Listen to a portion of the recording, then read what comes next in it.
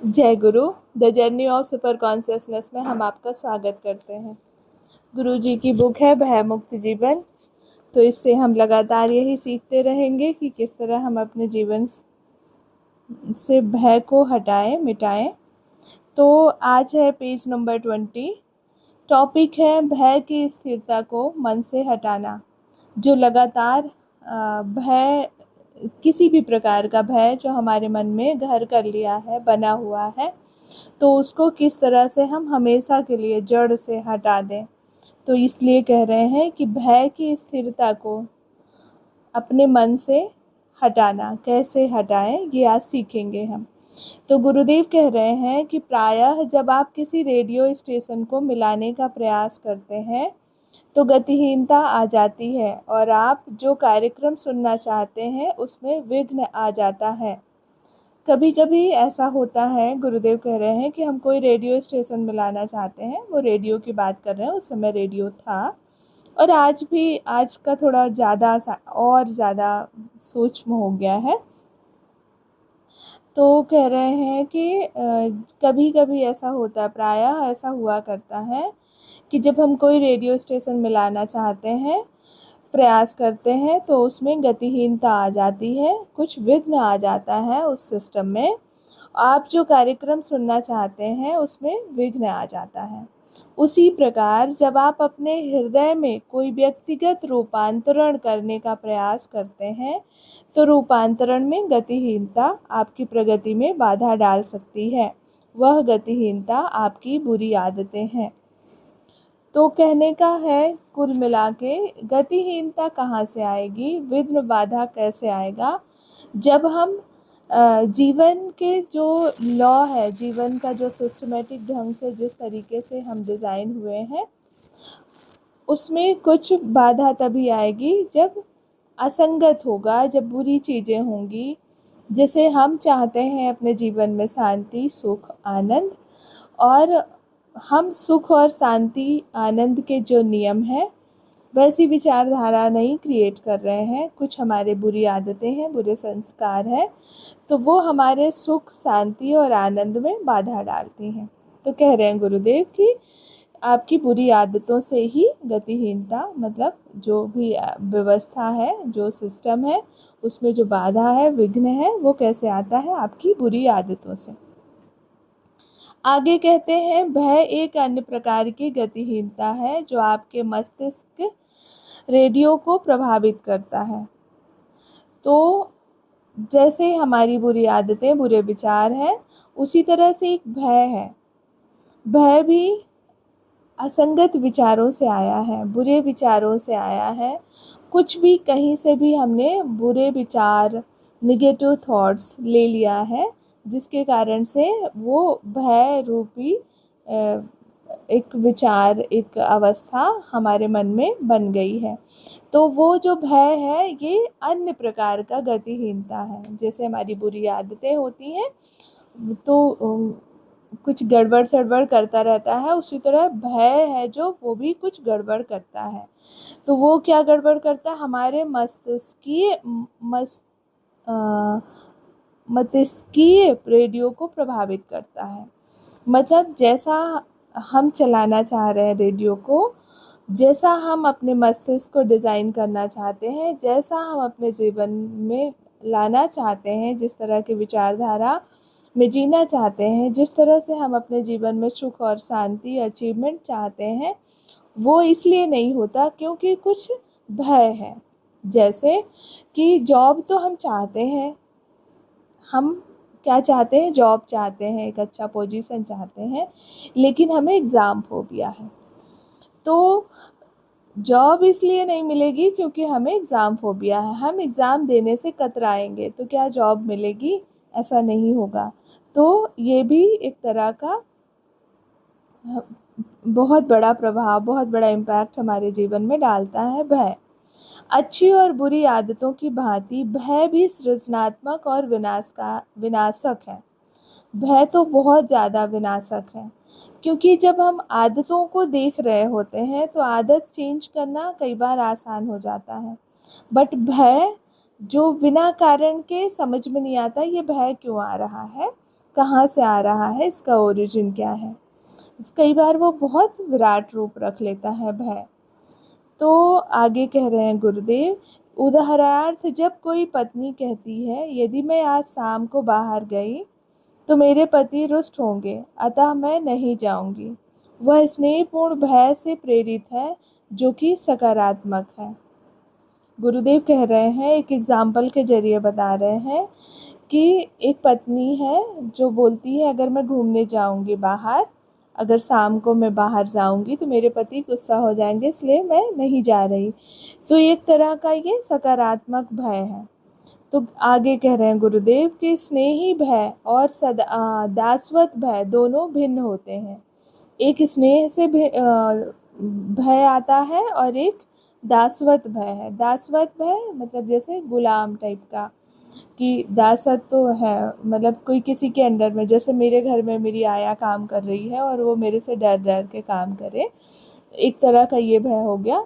दूसरा ये कि मैं सोचूं कि मेरे रिशु के लिए आज मुझे अच्छा खाना बनाना है, नहीं बनाऊंगी अच्छा खाना तो वो गुस्सा हो जाएगा, बोले उसको पसंद नहीं आएगा। तो एक तरह का स्नेह वाला भय हो गया। जैसे थोड़ी देर के लिए मैं ये बोलती हूँ कि मैं मार्केट जाऊँगी तो तुम्हें लेके जाऊँगी, लेकिन अगर मैं जाना चाहूँ तो उसको बिना लिए मैं जा सकती हूँ मार्केट, बट मुझे ये रहता है कि नहीं ऋषु गुस्सा हो जाएगा, इसलिए उसको लेके जाना है। तो ये स्नेह वाला है। तो बोलते हैं दासत्व और स्नेह भय में दोनों में बहुत अंतर है, भिन्नता है। गुरुदेव आगे कह रहे हैं, मैं उस स्नेहपूर्ण भय की बात कर रहा हूँ जो व्यक्ति को सतर्क करता है कि कहीं वह किसी को अनावश्यक रूप से चोट ना पहुँचा दे।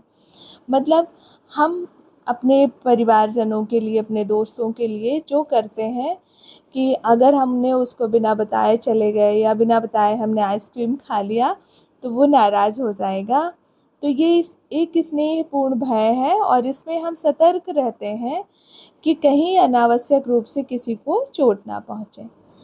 तो आगे बात करते हैं, अधीनता का भय इच्छा शक्ति को दुर्बल कर देता है। जब हम किसी के अंडर में अधीन होते हैं, किसी के अधीन हैं, और फिर जो भय है वो हमें मानसिक दुर्बल कर देता है। उससे एक अलग तरीके का टेंशन क्रिएट होता है, वो जो है टेंस रहते हैं। तो उसकी वजह से हमें हमारी जो इच्छा शक्ति है वो दुर्बल होने लगती है, हमारा कॉन्फिडेंस लूज होने लगता है। आगे कह रहे हैं, परिवार के सदस्यों को केवल प्रेम पूर्ण भय रखना चाहिए और एक दूसरे से सच बोलने से कभी नहीं डरना चाहिए।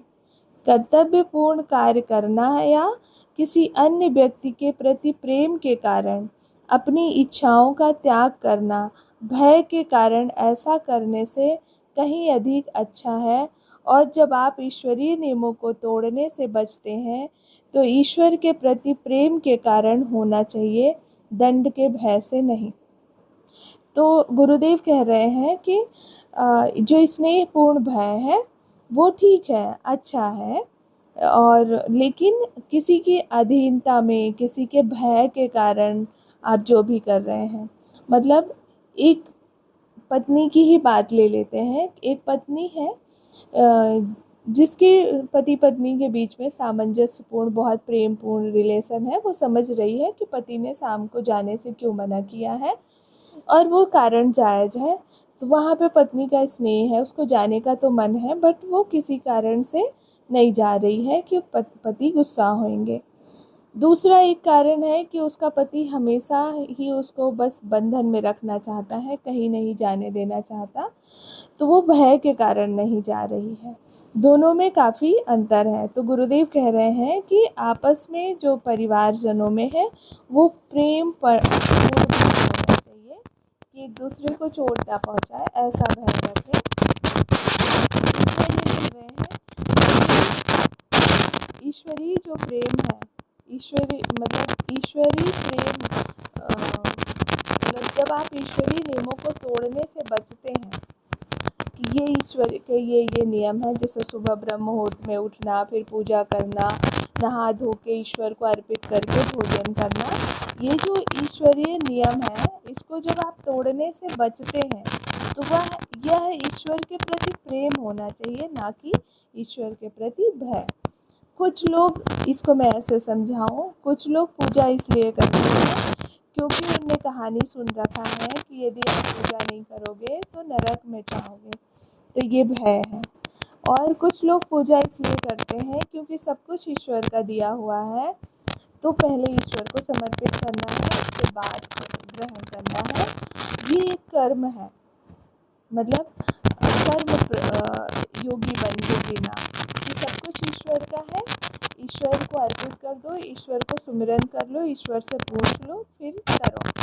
दूसरे लोग हैं कि ईश्वर के भय के कारण कि कहीं नरक ना भोगना पड़े, कहीं पाप ना हो जाए, कहीं प्रवेश ना हो जाए, कहीं मेरा सर्वनाश ना हो जाए, इस वजह से पूजा करते हैं।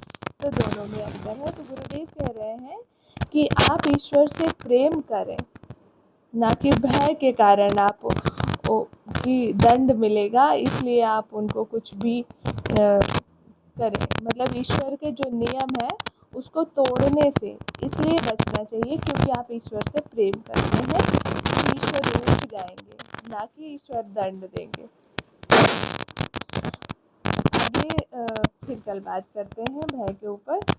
तो हमें ईश्वर को रूठने से बचाना है, क्योंकि ईश्वर रूठ जाएंगे तो अच्छा नहीं लगेगा, क्योंकि सब कुछ ईश्वर ने दिया है, ये जीवन भी ईश्वर ने दिया है, भोजन पानी हर चीज़ जो आज अवस्था है हमारा, ये जो चिंता कर रहे हैं, बात कर रहे हैं, इस चिंतन में रहना, तो ये हमारा सौभाग्य है। ईश्वर का चिंतन करना हमारा सौभाग्य है, इसलिए ईश्वर को याद करें, ना कि इसलिए कि ईश्वर दंड देंगे।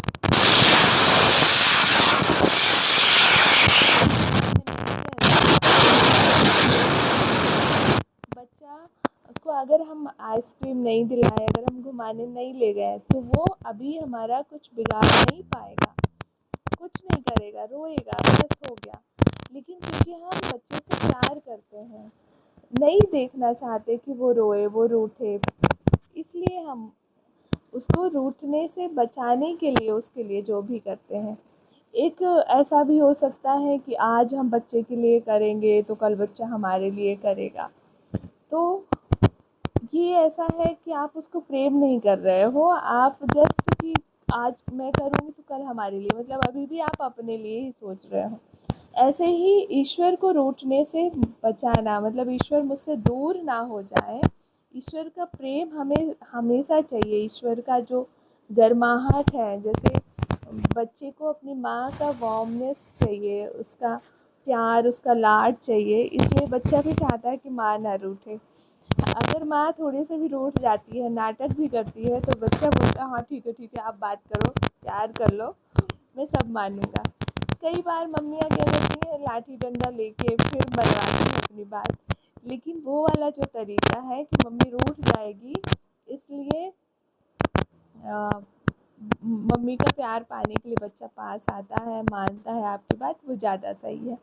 ऐसे ही ईश्वर की जब हम पूजा करें तो ईश्वर की आराधना करें, ईश चिंतन में डूबे, तो इसलिए कि ईश्वर से हम प्रेम करते हैं, ईश्वर हमसे दूर ना हो जाए, ईश्वर का प्रेम सदा हमारे साथ रहे, इसलिए, ना कि ऐसा कि ईश्वर दंड देंगे, अगर हम ईश्वर को याद नहीं करेंगे तो हमें दंड देंगे, ऐसा नहीं होना चाहिए।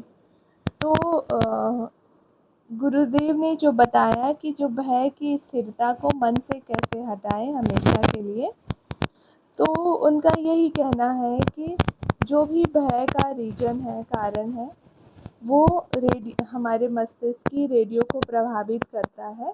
अच्छी और बुरी आदतों की भांति भय भी सृजनात्मक और विनाशक है, दोनों प्रकार का हो सकता है, लेकिन धीरे धीरे हमें जो है उसको पॉजिटिव उसमें कन्वर्ट करना है सचेतन रूप से। नेक्स्ट अपन कल बात करेंगे इसी टॉपिक पे। Thank you. जय गुरु।